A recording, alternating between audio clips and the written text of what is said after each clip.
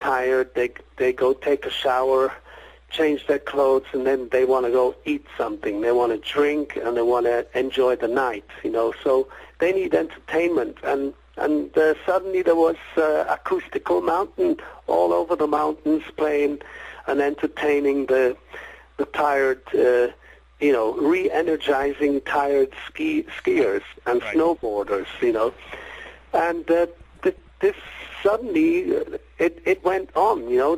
They kept requesting, and we kept coming back, and it's really fun because it's just three guys playing our favorite songs, and I play the mouth harp and percussion, you know, standing up percussion, and I really get into it, you know.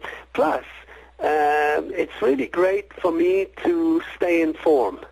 Because I'm not only being a front man holding a mic and singing, you know, but instead of running around the stage, I have to be in a fixed position in front of the mic stand, tambourine in one hand, mouth harp in the other, and then I drop the harp and pick up a drumstick and hit the cowbell and so on and so forth. Then I got this little splash cymbal, and Claudio, the guitar player of China, plays his different guitars.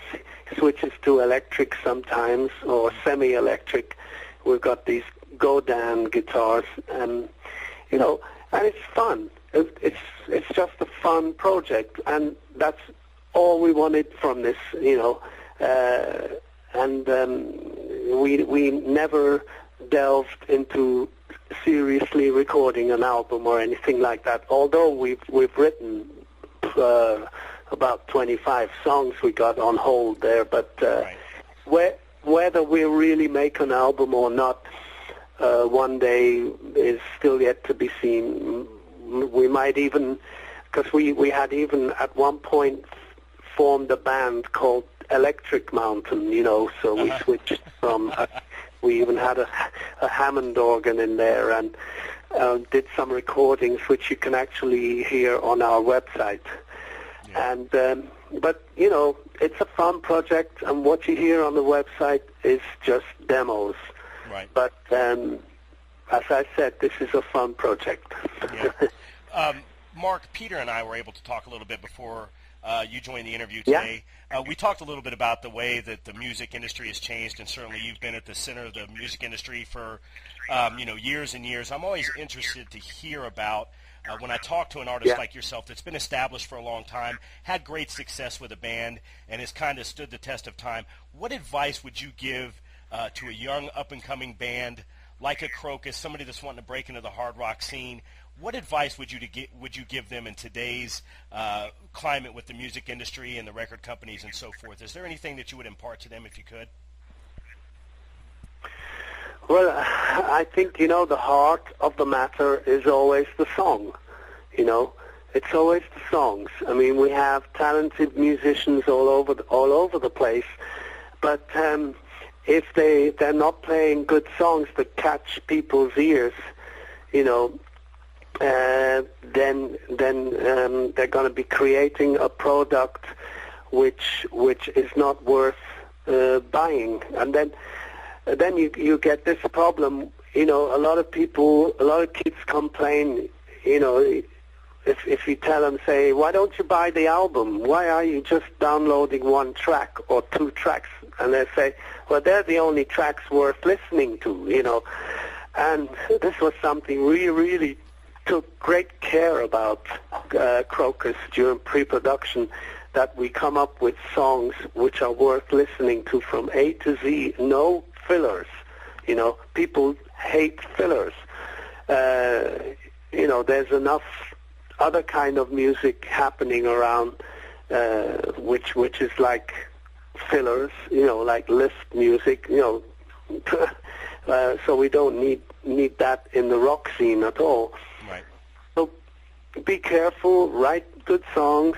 When you have a great demo which really sticks, then, you know, you go to a record company, knock on the door, and they're going to be for it.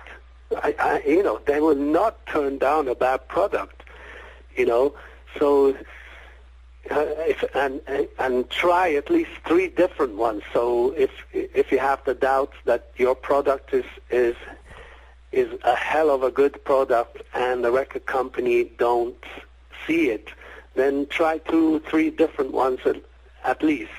Yeah. And if all 3 send you back home crying, then you have to decide if you want to stay in the business, if you want to change your songwriters, if you want to look for better songwriters or whatever. Yeah. There's a lot of songs around available. There are publishing companies that have whole, collections of songs that they need to get rid of, and you have to have an album which is full of good songs and have an album with at least 1 radio playable tune. That's the reality of the day. I mean, even Led Zeppelin, they never wanted to write a single.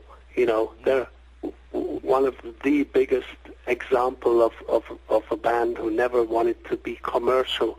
But Whole Lotta Love was like number 1 in all the rock discos. Right. It was kind of commercial in its own way. And a hell of a long song too. Yeah. The same with Queen's Bohemian Rhapsody. I mean, who would ever have thought that a song that long would become a hit single? Right. Yeah. Well, that's great advice, Mark. And I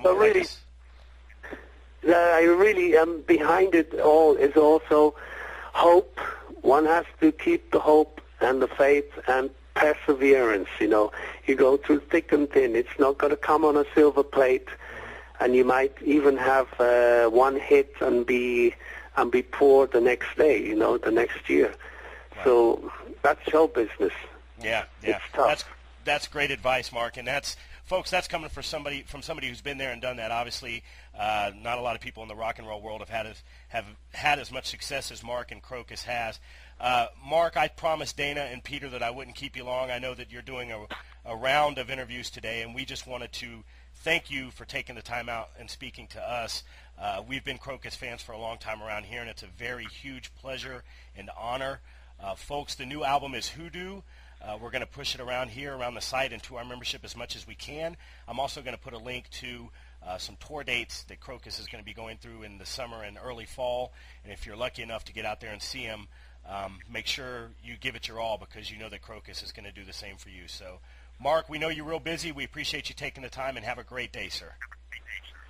Thank you, Robo. Take care, all you angels out there. We appreciate it, Mark. Have a good day, sir. Thanks.